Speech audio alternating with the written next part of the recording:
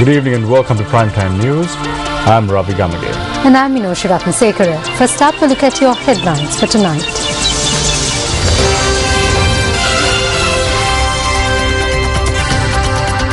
Two more deputy ministers sworn in. Number of deputy ministers rises to 42. CPC says that the government charges 45 rupees as tax per litre of petrol. Court issues detention orders for Kudunuwan. Wildlife officers inform court that there is insufficient evidence in the case of the illegal capturing of an elephant from Udavalava. Action TV investigates. And now for the news in detail.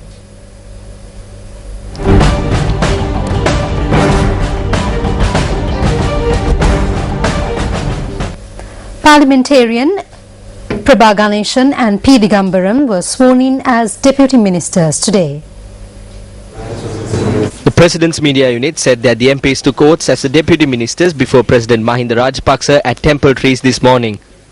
Prabha Ganeshan took oaths as the Deputy Minister of Telecommunication and Information Technology, whilst P. Digambaram was sworn in as the Deputy Minister of National Languages and Social Integration. With the new appointments, the total number of deputy ministers in the current government rises to 42. Several trade unions continued with the strike action commenced by the health sector minor staff at a number of hospitals across the country today, citing several demands.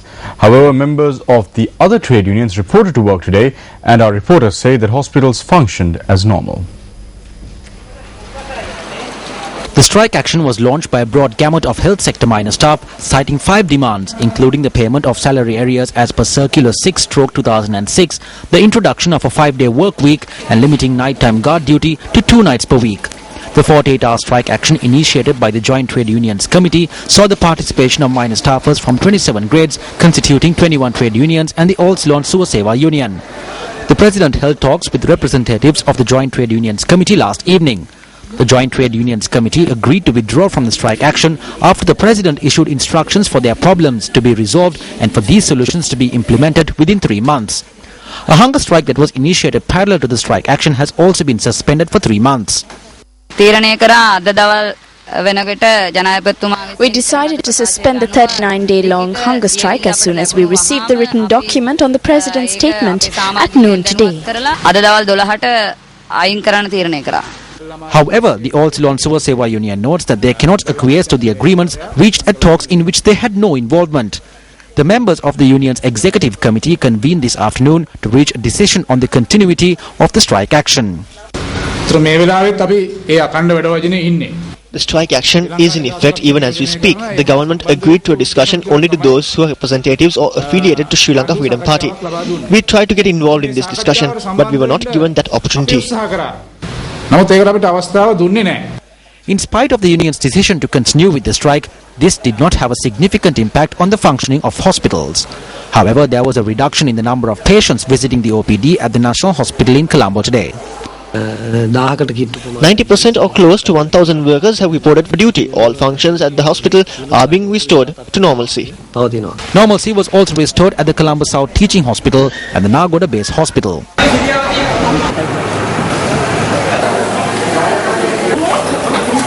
Operations at the Karapitia Teaching Hospital in Gaul, however, were hampered by the strike action. The Navy provided assistance to ensure the continuity of hospital services.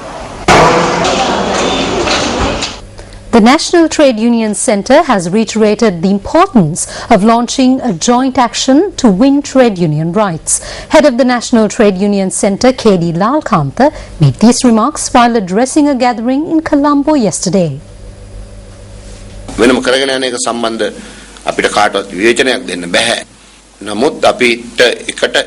cannot criticize anyone for carrying out their struggles alone, but it would be better if we could join each other in these struggles.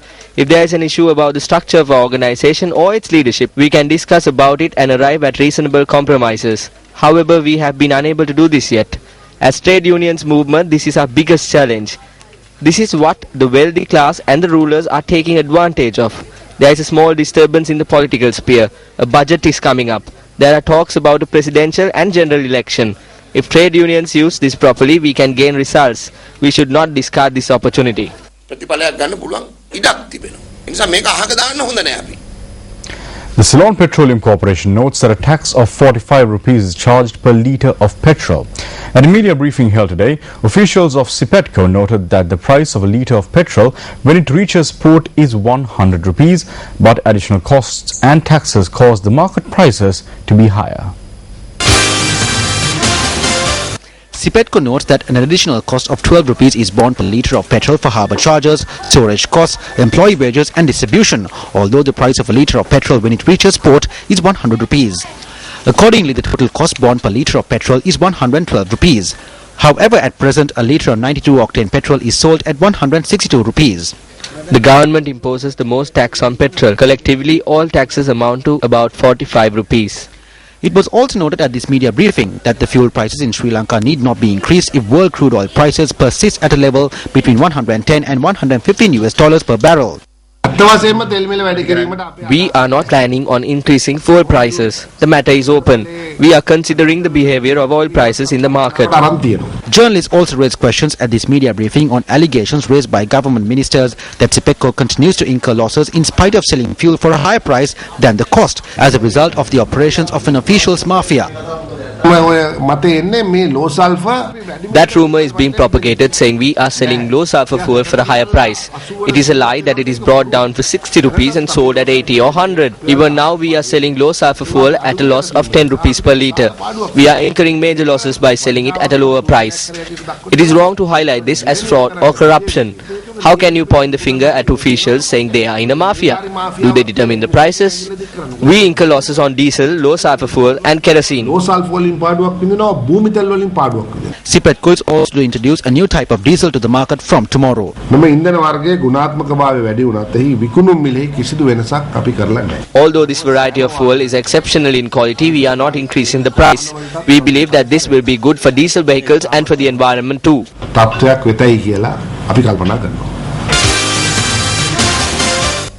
Police media spokesperson SSP Ajit Rohana notes that court has issued detention orders for the police to detain and interrogate Nuwan Udaya Gunatilaka alias Kudunuwan for 6 days. SSP Ajit Rohana noted that investigations into the suspects linked to the illegal drug trade are ongoing. We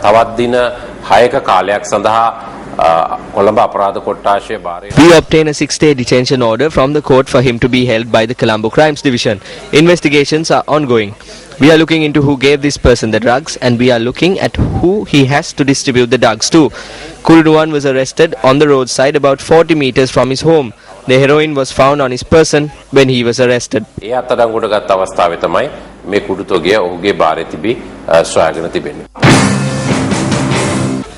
Nuwan Udaya Gunatilaka alias Kudunuwan first rose to prominence when he accompanied Minister Mervyn Silva and broke into the Sri Lanka Rupavahini Corporation premises. He was arrested by the Colombo Crimes Division yesterday on drug-related charges. The Deputy Chairman of the Kolonava Urban Council notes that Kudunuwan is a supporter of the Council Chairman Ravindra Uday Shanta, who is currently in remand custody on charges of assaulting the Deputy Chairman. Rejecting the allegation levelled by the Deputy Chairman, the wife of the Chairman, Ravindra Uday Shanta claimed that Kudunuwan is in fact a relative of the Deputy Chairman. Kudunuwan is the chairman's most prominent henchman. He is the first and Kudunuwan is also my foe. I have lodged complaints against the person known as Kudunuwan at the Mirihana police station.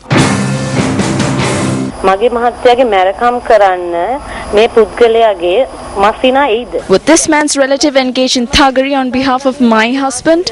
Whenever something happens in Kolonava, they talk about my husband's relation. But the truth is that my husband is no relative of his. He is related to the Deputy Chairman. Kudunuwan snuck into my house to insult me. My sister's husband is Asanka Disanayaka. It has been about 10 to 15 years since he died. Even if my sister was with someone else or with 10 others over the 10 years, they will not all be my brothers-in-law. He was caught at his house. You can investigate this, can't you? The Mithramulla temple Hena is where his office was located when he was the Samurdhi regulator. That is still their ancestral home, and even his parents lived there. So how can he say that this person is connected to us?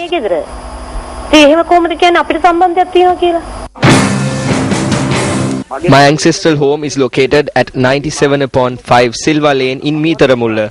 The suspect was reportedly arrested at a home in Pansalhena. That could be my sister's home. I do not know.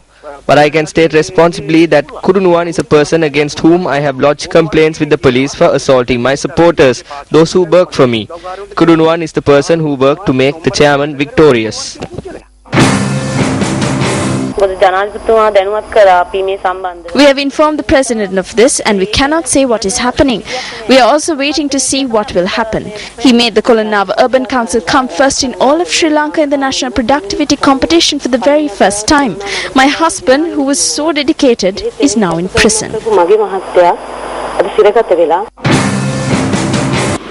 Kolonnawa නගර සභාවේ සභාපතිතුමාව අත්අඩංගුවට අරන් තින්නේ උපසභාපතිවරයාට පහර දුන්නායි කියලා සැකපිට. The chairman of the Kolonava Urban Council has been arrested on charges of assaulting the deputy chairman. He was arrested on suspicion of using a pistol during the assault. As far as we know, as a party, the chairman of the Kolonava Urban Council has a licensed pistol. I cannot say anything more on this since it is now before court. I do not know who Kudunuwan is. As far as I know, he is an alliance supporter, but he is not from the party. Just because someone who was with a politician several years ago has been arrested over the past couple of days, we cannot arrive at the conclusion that he worked for the UPFA. අදද මේ ඊයේ පෙරේද දින කීපය තුල සිද්ධියකට අහුණයි කියලා පූර්ව නිගමනයකට එන්න බෑ ඒ අය සන්දානීය ආධාරකරුවෙක්. Bharata Lakshman Premachandra is slain in a shooting in Angoda. Gunshots fired at propaganda hoardings of Prasanna Solangarachi. Kolonava UC chairman's brother is abducted. Attempted abduction of the chairman of the Kolonava Urban Council at the Umagilia Sports Ground. Gymnasium owned by the chairman of the Kotikavatta Mullaeriya Pradesh Sabha vandalized on 2 occasions. OIC of the Vallampitiya police arrested on charges of possessing narcotics. Kolonava Urban Council chairman lodges complaint with police HQ citing false drug-related accusations levelled by the deputy chairman. 2 youth are shot and killed in Singhapura, Kolonava. Tensions flare following an attack on the Kolonava Urban Council deputy chairman by a group of council employees. 5 suspects remanded on charges of assaulting the deputy chairman. Suspects in the assault on the deputy chairman released on bail. Chairman of the Kolonava Urban Council remanded, accused of assaulting the deputy chairman. Are these isolated incidents? Do they paint a bigger picture? Has the Department of Wildlife failed in its duty to protect the fauna of this country from poachers? Action TV investigates.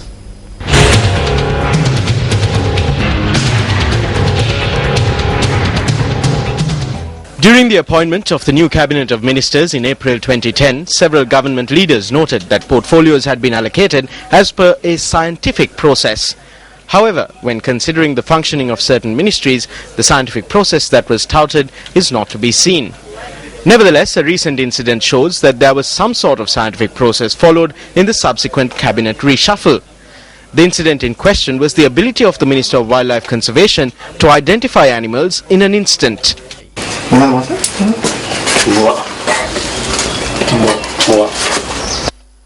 The minister's ability is to be appreciated when considering the portfolio that has been allocated to him.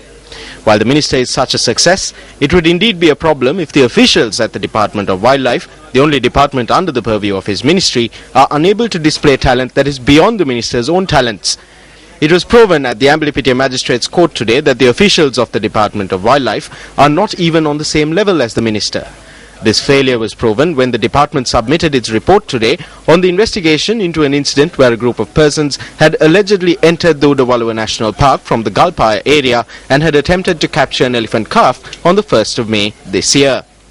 The wildlife officers had initiated a sting operation with the assistance of the police after receiving a tip-off regarding the attempt to capture an elephant calf.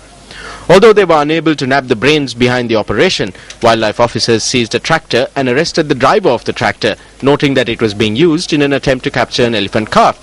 While wildlife officers noted that a group of persons accosted them at this point and took steps to release the driver of the tractor, it was the wildlife officials themselves who also noted that this elephant calf that was discovered in the vicinity had been given a tranquilizer.